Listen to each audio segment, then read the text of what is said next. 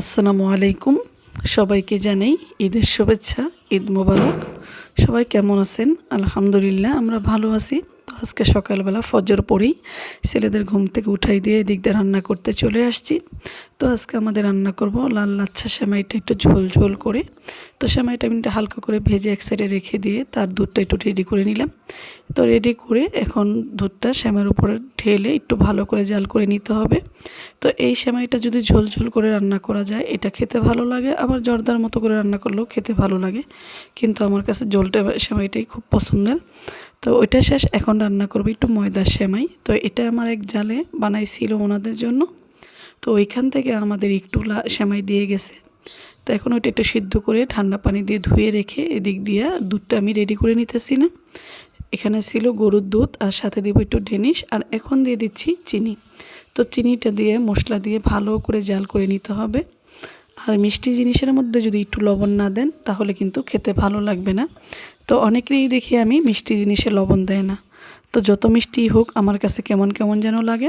তো আমি একটু লবণ দিয়ে একটু জাল করে নিলাম। তো জাল করা শেষ, এখন ছাঁকনি দিয়ে সেকে মশলাগুলো ফেলে দিয়ে দিয়ে দিব সেই সিদ্ধ করা ময়দাটা।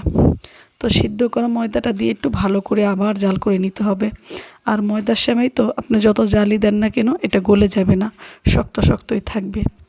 আর আমাদের গ্রামে সবাই ময়দার সেমাইটা একটু নারকেল দিয়ে খেতে পছন্দ করে।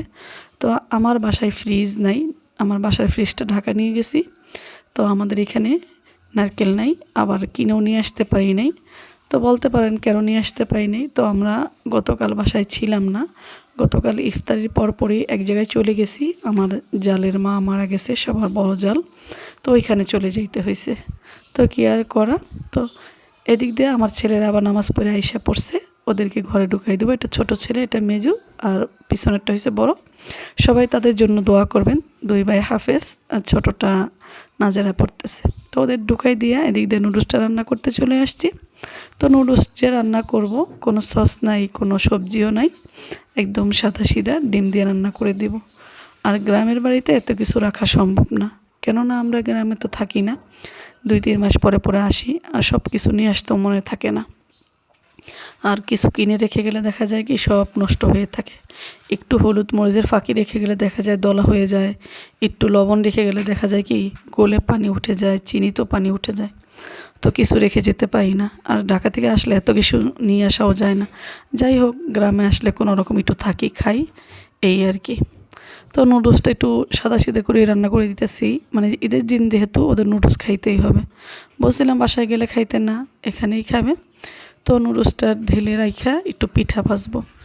তো আমি তো পিঠা বানাই নাই, যেহেতু গ্রামে থাকি না, সারাদিন ব্যস্ত। তো আমার এক জালে পিঠা বানাইছে, ওইখান থেকে আমার ছেলেদের জন্য কিছু ফুল পিঠা, তারপরে কিছু শিরিষ পিঠা, কিছু পাতা পিঠা দিয়ে গেছে ছেলেদের ভেজে খাওয়ানোর জন্য। তো এগুলো হয়েছে তাদের, ওনারা খুব ভালোবাসা আমাদের, তো ভালোবাসা আছে বিদে এগুলি দিয়ে গেছে। তো এগুলো আমি একটু তেলে ভেজে নিব। তো আমার জালের মায়ের কথা বলতেছিলাম। তো উনি ওইখানে মারা গেছে, সবার বড় জাল, যদি না যায় দেখা যায় কি খারাপ দেখা যায়, অন্যরকম ভাববে, তার জন্য যাওয়া আর কি। তো আস্তে আস্তে অনেক রাত হয়ে গেছে, প্রায় রাত্রে 11টা বাজে আসছি। তো ছেলেদের বলে গেছিলাম ডাইনিংয়ের উপরে গ্লাস পেপারটা বিছাইতে, তো ওরা বিছায় নাই, যেহেতু ছোট মানুষ কি আর করবে। তো আমি সকালে নুডলসটা রান্না করে সব কিছু রান্না করে তো ভাবলাম আগে গ্লাস পেপারটা বিছাই, তারপরে ওদের খেতে দিব। আর নিচের এই র্যাকসিনটা ডাইনিংয়ের, এটা আনছিলাম আমি নিউ মার্কেট থেকে। দেখা যায় কি গ্লাস পেপার না দিলে ছেলেরা এটাতে ঝোল টোল ফলায় নষ্ট করে দিবে। তো এর জন্য গ্লাস পেপারটা আগে বিছাই নিলাম আমি আমার ছেলে। তো বিছাইয়া এখন ওদের এখানে খেতে দিব। মানে সকালে নামাজ পড়তে গেছে, কিছু খেয়ে যায় নাই দেখা যায়।